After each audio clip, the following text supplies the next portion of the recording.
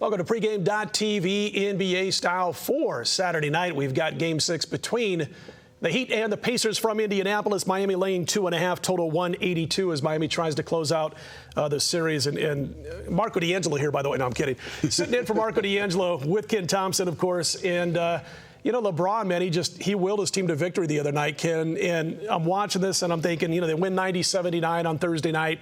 Finally goes under the total, thank you very much, after I lost a couple of unders on this series going into last night's game or Thursday night's game. But I'm watching LeBron and I'm saying, man, we're seeing this kid who's grown into a leader.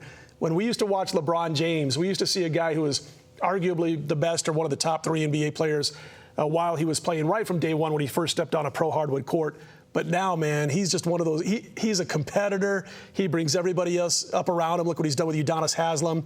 And it's tough for me when I break this game down or this series down, as many matchup advantages as Indiana has, to predict that Indiana is going to be able to win the final 2 games. Your thoughts? No, I don't think they'll win the final 2. I do think they have a chance in Game 6. There is no doubt that home crowd, they'll be into it. But where was that LeBron that we saw in the third quarter? Where was he in the first and second quarter? So you have the under. You're loving that he's being passive. He's getting the ball, and you're looking and you're saying, these are shots that I know he can knock down. He's got arm's length. He's out at the three-point line.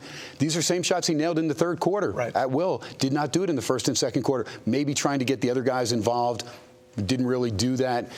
Took the game over himself in the third quarter, and he has that capability because we've seen D. Wade, whether he's hurt or not, he's definitely digressed. And then we see Chris Bosh, not really a factor. You're looking for the role players like Battier, Norris Cole, those guys to step up, Chalmers, and they do, and that helps out a little. But it's LeBron. I was doing a show in Las Vegas on Thursday afternoon, and I had mentioned that I like the under, and I said I couldn't make a lot of sense out of why I like the under. I just felt it was a great spot. Well, one of the reasons was the total was 185. You go back to game 1 of the series, it was like 181, 181.5, and I just thought we were getting a couple of teams that were really playing above their heads as far as their offensive efficiency ratings were concerned, and I thought it would come back to the mean a little bit.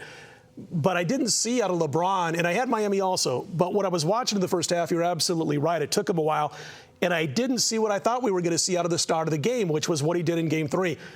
He kept the rock. He's driving the paint in Game 3, and he did it in the second half of Game 5. But I thought we'd see it right after the opening tip where he puts Paul George on his heels, drives him to the bucket.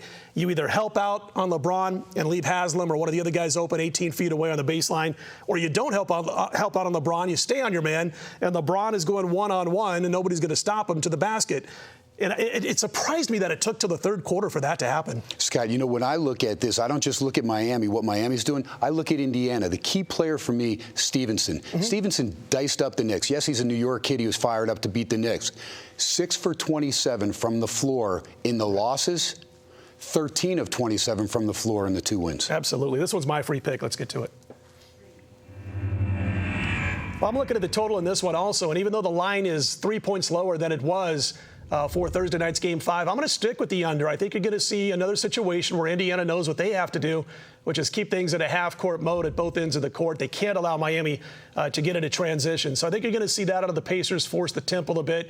And I believe, unless they come out flat, and I don't know how the heck you come out flat in a Game 6, but we saw them do it in Game 4. Unless they come out flat, they're going to have LeBron working the ball around, handling the rock quite a bit.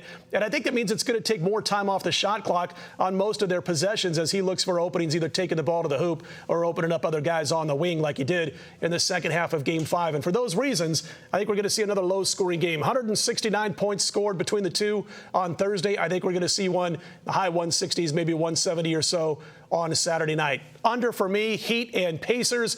When we come back, we're talking pucks. Ken's got a big NHL play. The matchup between Boston and Pittsburgh as the conference finals face off on Saturday. That and more right up next on pregame.tv.